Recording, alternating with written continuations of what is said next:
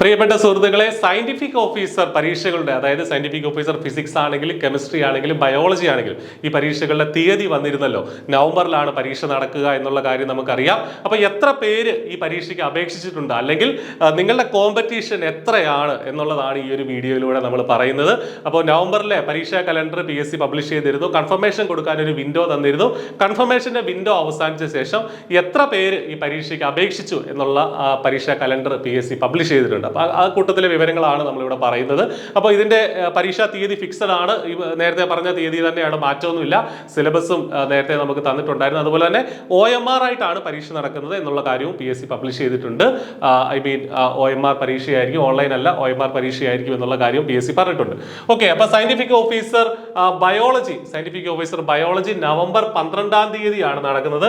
Category number 634/2023 scientific officer biology November 12-നാണ് നടക്കുന്നത്. 7529 പേരാണ് സയന്റിഫിക് ഓഫീസർ ബയോളജിക്കായിട്ട് കൺഫർമേഷൻ കൊടുത്തിട്ടുള്ളത്. ഇത് കൂടുതൽ ആളുകൾ അപ്ലൈ ചെയ്തിരുന്നു, പക്ഷെ അത്രയും പേര് കൺഫർമേഷൻ കൊടുത്തിട്ടില്ല. അപ്പോൾ നിങ്ങളുടെ ഒരു കോമ്പറ്റീഷൻ, ഈ പരീക്ഷ എഴുതുന്നവരുടെ, ഇപ്പോൾ ബോട്ടണിയിൽ PG ഉള്ളവരും സുവോളജിയിൽ PG ഉള്ളവർക്കും ഇതിന് അപ്ലൈ ചെയ്യാമായിരുന്നു. അപ്പോൾ 7529 പേര് ഇതിന് കൺഫർമേഷൻ കൊടുത്തിട്ടുണ്ട്.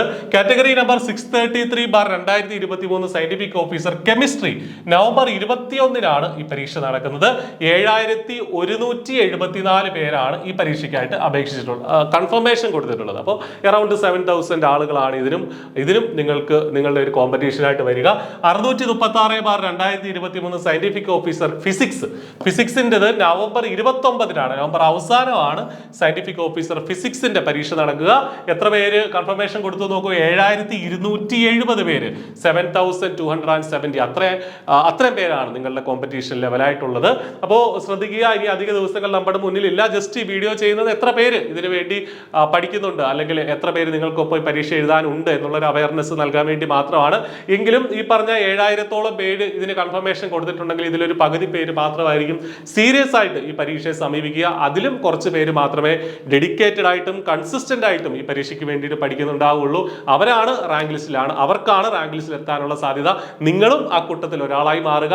ഇനി അധിക ദിവസങ്ങൾ നമ്മുടെ മുന്നിലില്ല. I+ ഏറ്റവും ഇന്റൻസീവ് ആയിട്ട് ഏറ്റവും തീവ്രമായിട്ടുള്ള പരിശീലനം നൽകുകയാണ്. കേരളത്തിലെ ഏറ്റവും മികച്ച അധ്യാപകരെ പങ്കെടുപ്പിച്ചുകൊണ്ടുള്ള കോഴ്സുകൾ തന്നെയാണ് I+ ഈ 3 പരീക്ഷകൾക്കായിട്ട് പ്രൊവൈഡ് ചെയ്യുന്നത്. ഒരുപാട് PG ലെവലിലുള്ള പരീക്ഷകളിലെ റാങ്ക് ജേതാക്കൾ സൃഷ്ടിച്ച I+ന്റെ കോഴ്സിന്റെ അതേ നിലവാരമുള്ള കോഴ്സുകൾ തന്നെയാണ് ബയോളജിക്ക് വേണ്ടി, കെമിസ്ട്രിക്ക് വേണ്ടിയിട്ടും ഫിസിക്സിന് വേണ്ടിയിട്ടും നമ്മൾ പ്രൊവൈഡ് ചെയ്യുന്ന കോഴ്സുകളുടെ ലിങ്ക് ഈ വീഡിയോ ഡിസ്ക്രിപ്ഷനിലുണ്ട്. നിങ്ങൾക്ക് അതിൽ ചെന്ന് ട്രയൽ ക്ലാസ് ഒക്കെ കണ്ട ശേഷം നിങ്ങൾക്ക് എൻറോൾ ചെയ്യാം. വളരെ ചെറിയ ഫീസാണ് നമ്മൾ വെച്ചിരിക്കുന്നത്. ഇനി അധിക ദിവസങ്ങളില്ല എന്നുള്ള കാര്യം പ്രത്യേകം ശ്രദ്ധിക്കുക. അപ്പോൾ ഒട്ടും സമയം കളയാനില്ല. ഒരു ദിവസം ഒരു 5-6 മണിക്കൂറൊക്കെ ഇതിനു വേണ്ടി ഡെഡിക്കേറ്റഡ് ആയിട്ട് മാറ്റി വെക്കേണ്ടതായിട്ടുണ്ട്. എല്ലാ ദിവസവും കൺസിസ്റ്റന്റ് ആയിട്ട് പഠിക്കുന്നവർക്ക് ഈ പരീക്ഷയുടെ അവസാനത്തെ ലാപ്പിലാണ് ആക്ച്വലി റാങ്കിന്റെ എണ്ണം, അല്ലെങ്കിൽ റാങ്കിൽ എവിടെ എത്തി നിൽക്കുന്നു എന്നുള്ള കാര്യം സൃഷ്ടിക്കുക. കാരണം ഈ ഒരു അവസാനത്തെ 2 മാസം നിങ്ങൾ പഠിക്കുന്ന കാര്യങ്ങളാണ് നിങ്ങളുടെ റാങ്കിനെ നിർണ്ണയിക്കുക എന്നുള്ള കാര്യം 100% ഉറപ്പാണ്. ഇതുവരെ പഠിച്ചതൊക്കെ നിങ്ങൾക്ക് അതിനുള്ള പിൻബലമാകും. പക്ഷേ ഈ അവസാനത്തെ 2 മാസം എന്തുമാത്രം നിങ്ങൾ തയ്യാറെടുക്കുന്നു, എത്രമാത്രം എഫർട്ട് ഇടുന്നു എന്നുള്ളതാണ് നിങ്ങളെ റാങ്കിനെ തീരുമാനിക്കുക. അതിന് നിങ്ങൾക്ക് നന്നായിട്ട് പഠിച്ച് നല്ല റാങ്ക് നേടി ഒരു ഗസറ്റഡ് തസ്തികയിലേക്ക് പോകാനായിട്ട് നിങ്ങൾക്ക് സാധിക്കട്ടെ. All the best. Thank you.